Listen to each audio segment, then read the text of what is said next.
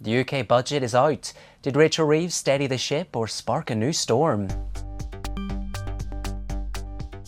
UK Chancellor Rachel Reeves faces her day of reckoning. Since announcing today's budget, she insisted it was crafted for two audiences: jittery bond market investors and restless Labour backbenchers. Not an easy feat after weeks of warning about painful tax rises.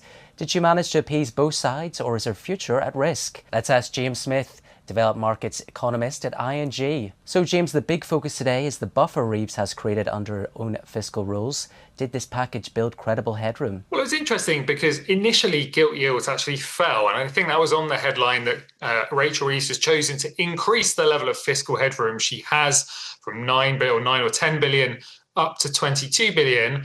At face value, that sounds good. She's building in more of a fiscal buffer, means she's not less likely to have to come back and raise taxes again. But it's what's going on beneath the surface that matters. And what's really interesting, actually, is the size of the fiscal hole was a lot smaller than everybody expected. The economic downgrades were less significant. That meant there was less work to do. And actually, when you look at the details, yes, we're getting big tax increases over the next few years. That's going to total £26 billion a year by the end of this decade. But crucially, none of that really is coming through next year. And investors were looking for some of this pain from tax hikes to come forward on like a front-loaded basis. So, yeah, it's a little bit surprising in that sense. Well, a tougher question now. What does this all mean for the economy? There was those OBR downgrades, but as you said, next year it doesn't look as bad.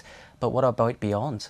I don't think this budget really changes much for next year beyond what we already thought was going to happen. And, you know, the fiscal story is already getting tighter next year. And this budget does confirm that. So we know the fiscal deficit is falling from 4.5% to 3.5%. A lot of that is because of previously announced freezes to income tax thresholds, which have obviously been extended further this decade as a result of this budget. And at the same time, public spending is growing less aggressively in real terms next year too. So the government side will be less of a tailwind for UK activity next year. 2026 economic growth is likely to be lower than it was or is likely to have been through 2025. Well, that weaker growth will sharpen hopes for December cuts. But do you see any inflation risks in this budget, or is the path clear for the Bank of England to ease? I think the budget muddies the water a little bit for the Bank of England. I mean, the good news is that the budget will probably lower headline inflation next year, maybe only by sort of 0.2 or 0.3 percentage points, but lower nevertheless. And that's at a time where the Bank of England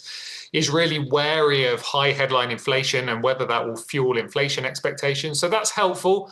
But equally, the fact that there isn't really a big new fiscal tightening next year means it's not a sort of slam dunk for more rate cuts after the budget. But having said that, the news on inflation and wage growth generally is getting better. I think the inflation concerns at the Bank of England are overblown. I still think we will get a December rate cut and two more next year. Well, savers, investors and small businesses look set to be hit hard by this budget.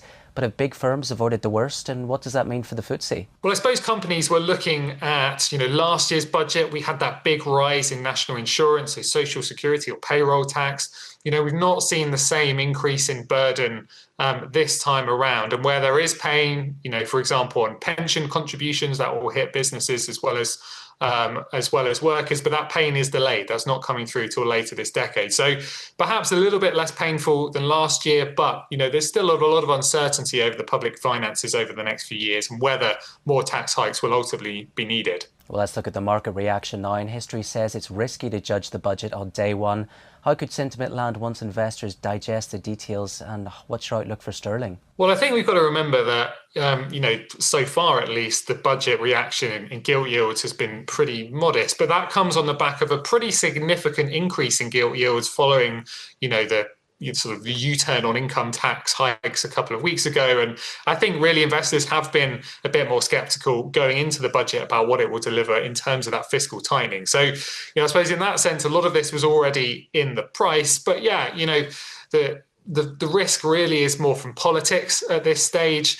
If this begins to unravel, if political pressure continues to grow on Prime Minister Starmer, Chancellor Rachel Reeves, do investors begin to mull over the possibility of a more pro-borrowing Chancellor coming in over the next couple of years? That's a risk at this stage, but it's something investors are looking at. That was James Smith from ING.